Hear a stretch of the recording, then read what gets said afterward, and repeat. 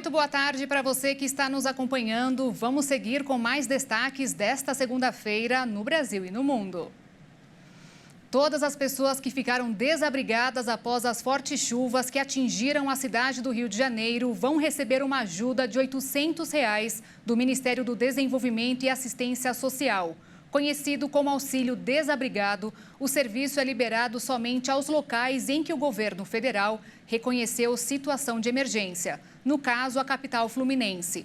Mas a expectativa é de que até o final do dia, outros municípios decretem a mesma situação para ter acesso a esse e outros benefícios. O presidente Lula sancionou a lei que inclui bullying e cyberbullying no Código Penal e eleva a pena de crimes contra crianças e adolescentes. O texto também classifica crimes cometidos como hediondos, ou seja, acusados não podem pagar fiança ou receber liberdade provisória, por exemplo.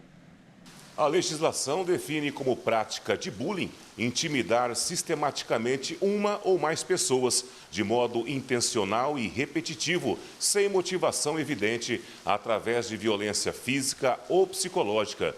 São considerados tanto atos praticados sozinho quanto em grupo, por meio de intimidação, humilhação ou discriminação, incluindo ações verbais, morais, sexuais, sociais, psicológicas, físicas, materiais ou virtuais. A partir da nova lei, quem cometer bullying está sujeito ao pagamento de multa. Caso seja caracterizado cyberbullying, a pena pode variar de 2 a 4 anos de prisão. Isso vale para intimidações feitas através das redes sociais, jogos ou em qualquer outro ambiente digital. Outros crimes cometidos contra crianças e adolescentes também passam a ter penas mais duras a partir da nova lei. Os delitos já previstos no ECA, o Estatuto da Criança e do Adolescente, passam a ser considerados hediondos. E nos casos de homicídio, a pena por matar menores de 14 anos foi aumentada em 2/3, se o assassinato acontecer dentro de uma escola pública ou privada. Ainda foram incluídos mais crimes na lista dos hediondos, como a indução ou auxílio ao suicídio ou automutilação usando a internet, tráfico de pessoas e sequestro e cárcere privado contra menores de 18 anos. Vamos agora ao Minuto da Economia desta segunda-feira.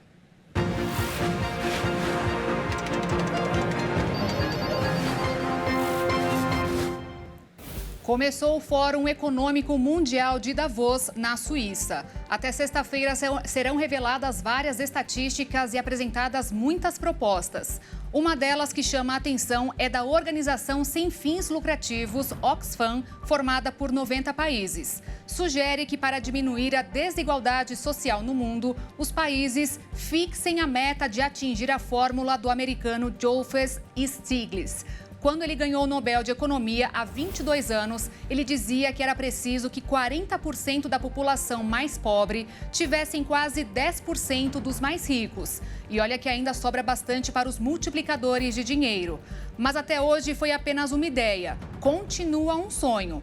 A concentração está apenas aumentando.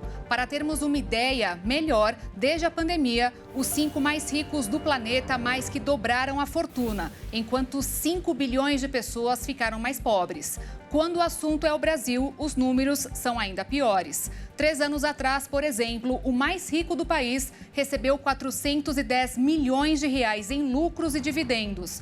E o orçamento do Bolsa Família para este ano, para 21 milhões de famílias, é menos da metade do que ele ganhou, sem pagar imposto de renda.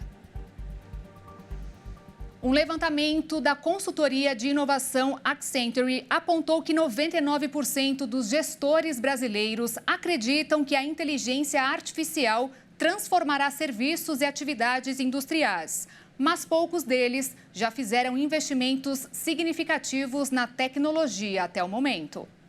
O cenário deixa evidente a insegurança das empresas em apostar em inteligência artificial, principalmente por conta dos riscos de violação de direitos autorais e de possíveis erros. No resto do mundo, 47% dos gestores afirmaram não estarem preparados para o avanço tecnológico tão repentino. Apesar do receio em investir em inteligência artificial, as empresas que já começaram a olhar com mais carinho para o ramo devem começar a apresentar vantagens já este ano. De acordo com especialistas, neste momento, as empresas precisam investir mais em pessoas do que na tecnologia, com o objetivo de capacitar força de trabalho especializada, pois ainda não existem profissionais e especialistas em inteligência artificial na escala necessária. Neste ano, a inteligência artificial deverá influenciar 44% de todas as horas de trabalho em curso na indústria. A estimativa é que em 2025,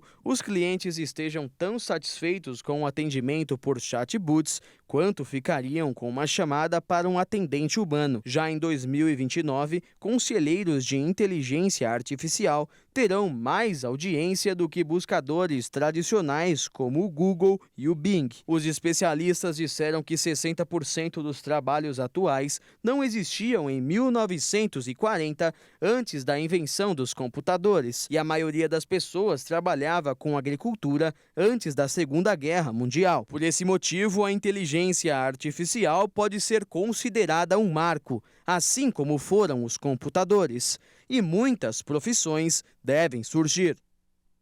A partir de hoje, o Instituto Nacional do Seguro Social passa a usar a inteligência artificial para detectar fraudes em atestados médicos enviados pela internet para auxílio-doença. No ano passado, quase metade dos documentos emitidos não foi aceita pelo INSS. O robô desenvolvido pela DataPrev começa a atuar hoje no INSS. Ele tem a capacidade de detectar sinais de fraudes, avaliando documentos com base nos seguintes aspectos: a identificação dos médicos, como nome e assinatura, os registros no Conselho Regional de Medicina ou de outro conselho, a grafia dos profissionais e os disparos em massa de um mesmo IP, endereço exclusivo de onde é enviado um arquivo. O processo de investigação dos dados será feito pela inteligência artificial, que vai analisar o envio e fazer cruzamento em bancos de dados para mapear irregularidades e, assim, liberar ou não o benefício.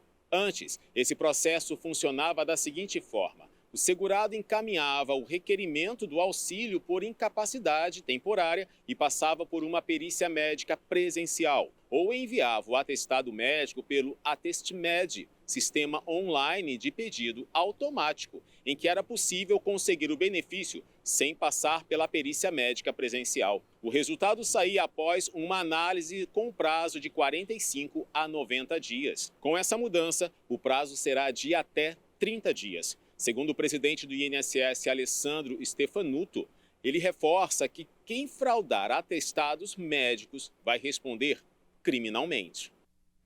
E olha só, a busca pelo corpo perfeito tem levado muitas mulheres a optarem pelo chamado chip da beleza. Nada mais é que um implante hormonal que promete benefícios difíceis de serem alcançados. Embora que na internet seja muito comum ouvir relatos sobre o uso, ele não é aprovado pela Agência Nacional de Vigilância Sanitária. O pequeno dispositivo feito à base de gestrinona viralizou nas redes sociais. A divulgação de resultados incríveis feito por celebridades deixou o tema em alta. Pele, cabelos perfeitos, perda de peso ou aumento da massa muscular. Promessas do chamado chip da beleza que estão causando muita preocupação entre os médicos. O Conselho Federal de Medicina colocou até mesmo em seu livro de regras que o dispositivo não pode ser usado para fins de ganho de massa muscular ou performance. Um dos pontos principais é a segurança. Os implantes podem levar a uma série de problemas que vão desde alterações comportamentais até riscos aumentados para doenças cardíacas, como infarto ou acidente vascular cerebral. Recentemente, a cantora sertaneja Fly recorreu ao chip da beleza na busca pela perda de peso. Logo no primeiro mês após a aplicação, os resultados foram totalmente diferentes do esperado. Além de ganhar 10 quilos, a cantora ficou com o rosto coberto por espinhas. O hormônio mais utilizado no dispositivo é o gestrinona, uma forma sintética da testosterona que faz parte da classe dos anabolizantes e esteroides. Eles só devem ser utilizados em casos realmente necessários, como para quem sofre com falta de hormônio. Mas isso não altera o fato de que isso deve ser comprovado, além de ter um impacto no quadro clínico do paciente. As consequências do uso indevido são graves. As pacientes mulheres poderão até mesmo sofrer com uma masculinização indesejável ou problemas cardíacos. Além disso, também existem impactos psíquicos, que podem levar a alterações bruscas de comportamento. O hormônio ajuda na força, então ele pode também aumentar a agressividade dos indivíduos, inclusive as chances de tomar uma atitude criminosa. Mas os principais efeitos colaterais são os cardíacos.